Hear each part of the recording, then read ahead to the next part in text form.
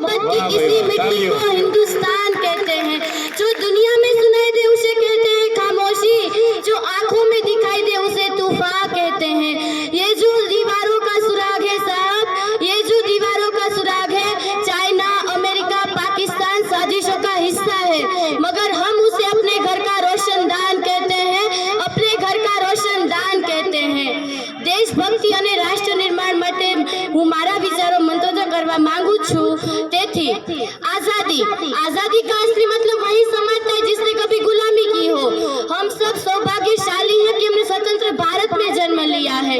यूं तो आजादी की लो 1857 में ही जल चुकी थी, जो मशाल बनके 1947 में हमारे देश को आजाद कराया।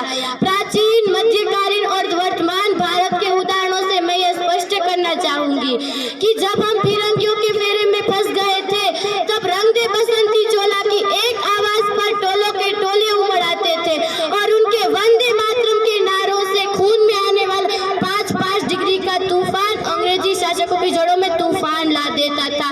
तब देश बलिदान मांगता था, तब देश मर जाने को, मिट जाने को, फांसी चढ़ जाने को कहता था, तब देश मर जाने को कहता था।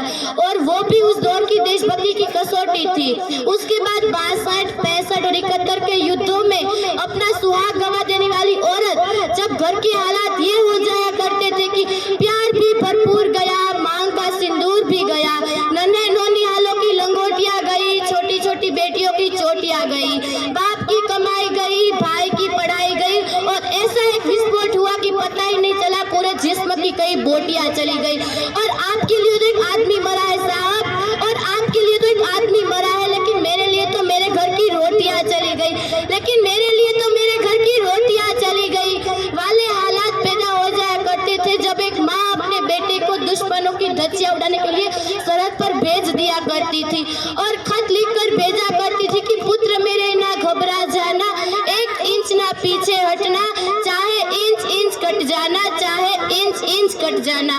और इस तरह पूरा परिवार अपनी देशभक्ति साबित कर रहा था। तब देश बलिदान मांगता था, पर आज देश बलिदान नहीं मांगता।